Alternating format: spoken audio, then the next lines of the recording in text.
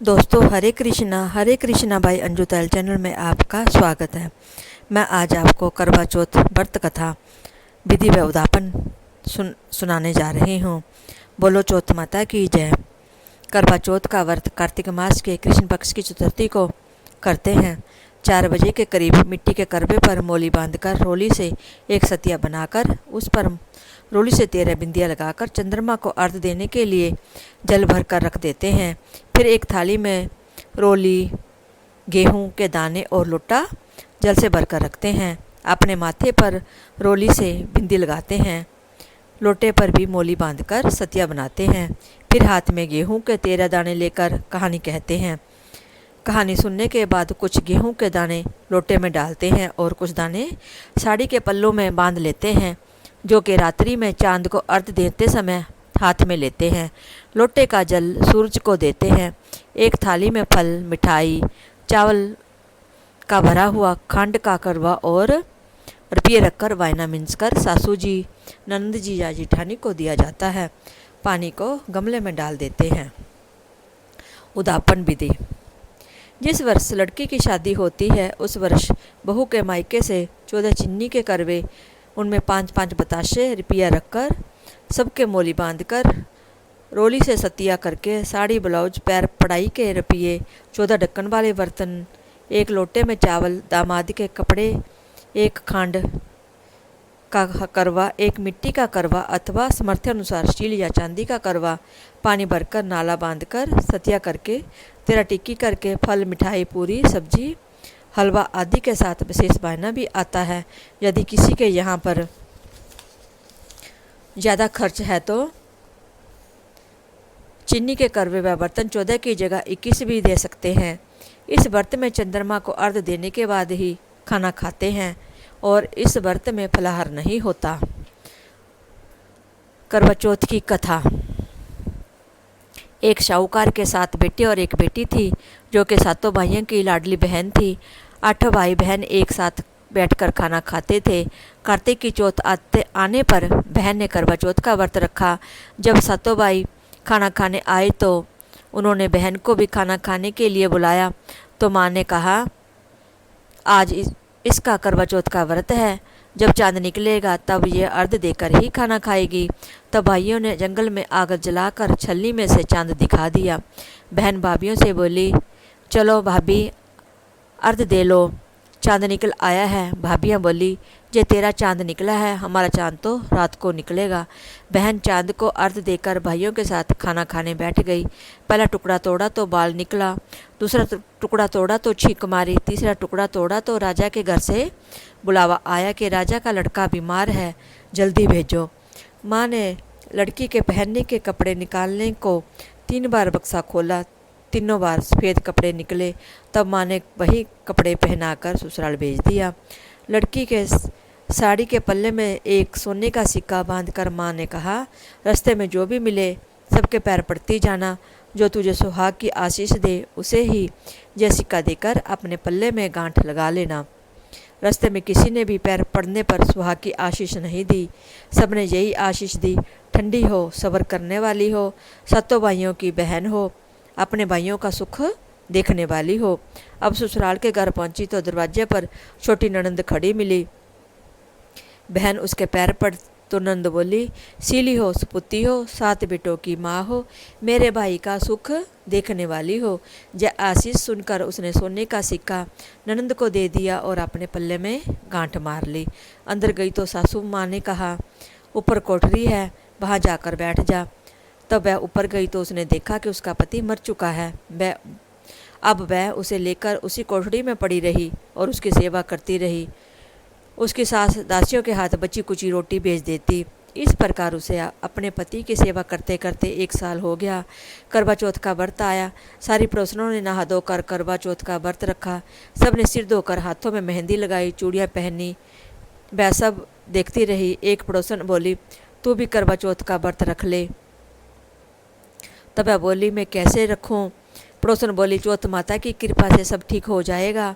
पड़ोसन के कहने से बहू ने भी व्रत रखा। थोड़ी देर बाद करबे बेचने वाले आई। करबे ले लो री करबे ले लो, भाइयों की प्यारी करबे ले लो, दिन में चांद उगवानी करबे ले लो, ज़्यादा भूख लगने वाली करबा ले लो। बहू ने आवाज़ लगाई, ए करबे वाली मुझे करबे दे जा। करबे वाली कहने लगी, मेरी दूसरी बहन आएगी तो वो तुझे करबे देगी। दूसरी बहन आई, करबे ले लो री करबे ले लो, भाइयों की प्यारी करबे ले लो, दिन में चांद उगानी करबे ले लो, ज़्यादा भूख लगने वाली करबे ले लो। बहू ने आवाज़ लगाई, ए करबे वाली मुझे भी करबे दे के जा। दूसरी करबे वाली बोली, मेरी तीसरी बहन आएगी वो तुझे करबे देगी। इस प्रकार पांचों बहनें आकर चली गई, पर किसी ने भी उसे करबा नहीं दिया। फिर छठी बहन आई और बोली, मेरी सातवीं बहन आएगी वो तुझे करबा देगी, तू सारे रास्ते में कांटे बिखेर कर रखना, तब उसके पैर में कांटा चुभ जाएगा, तब वह खूब चिल्लाती हुई आएगी, तब तू सुई लेकर बैठ जाना और उसका पैर पकड़ कर मत छोड़ना और उसके पैर का कांटा निकाल देना।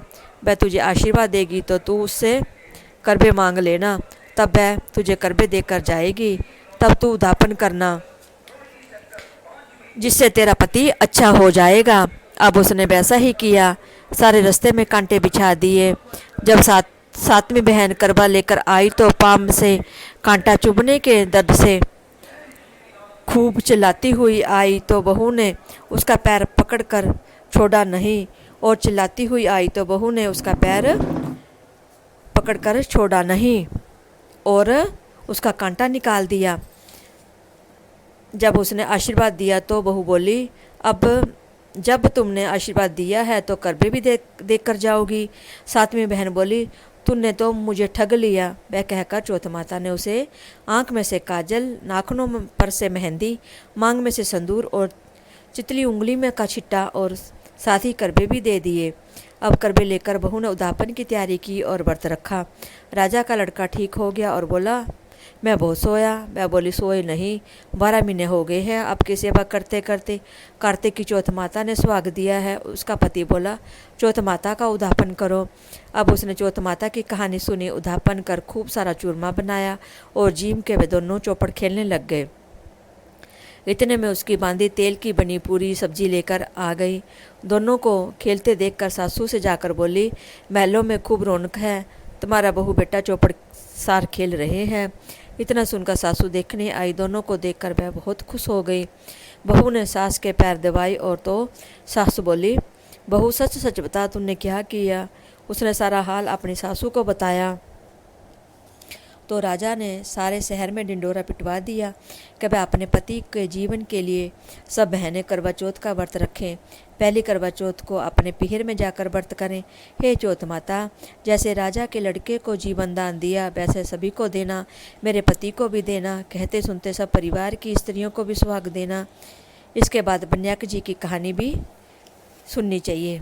बन्याक जी की कथा। एक गांव में 2 माँ बेटी थी। बेटी माँ से बोली, गांव से सब लोग गणेश मेला देखने जा रहे हैं, मैं भी मेले में जाऊंगी। माँ बोली, वहाँ पर बहुत भीड़ होगी, कहीं गिर पड़ गई तो चोट लगेगी। बेटी ने माँ की बात नहीं सुनी तो माँ से बोली। माँ ने बेटी को 2 लड्डू और 1 घंटी में पानी देकर कहा, 1 लड्डू तो गणेश जी को खिलाकर पानी पिला देना, दूसरा लड्डू तुम खाकर बचा हुआ पानी पी लेना। बेटी मेले में चली गई। मेला समाप्त होने पर सभी गांववासी वापस आ गए, परंतु उसकी बेटी नहीं आई। वह गणेश जी के पास बैठी रही। 1 लड्डू पानी गणेश जी, तुम्हें 1 लड्डू पानी मुझे। इस तरह कहते कहते पूरी रात बीत गई। गणेश जी ने सोचा, यदि आज मैं लड्डू खाकर पानी नहीं पीऊँगा तो ये अपने घर नहीं जाएगी। इसलिए गणेश जी लड़के का रूप बनाकर आए। बेटी से लड्डू लेकर खाया और पानी पिया और कहा, कुछ मांग।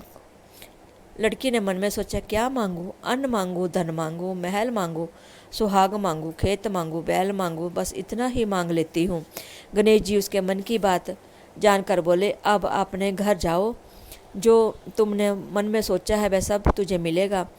लड़की घर पहुँची तो माँ ने पूछा, इतनी देर कैसे हो गई? लड़की ने कहा, अपने घर कहे अनुसार मैं गणेश जी को लड्डू खिलाकर पानी पिलाकर आई हूँ। देखते ही देखते जो कुछ बेटी ने मन में सोचा था वह सब कुछ उनके घर में हो गया। हे गणेश जी महाराज, जैसे आप उस माँ बेटी पर बरसे वैसे ही कहते सुनते हुंकारे बरते हर किसी पर बरसो। बोलो गणेश जी महाराज की जय। कहीं कहीं पर केवल आज के दिन सूरज और चंद्रमा को अर्घ्य देते समय स्त्रियां हाथ में सोने की अंगूठी लेकर अर्घ्य देती हैं और यह दोहा कहती हैं, सोने की मुंदरा मोतियन का हार, चंद्र सूरज को अर्घ्य देती, जियो मेरे वीर बरतार। बोलो गणेश महाराज की जय, बोलो करवा चौथ माता की जय।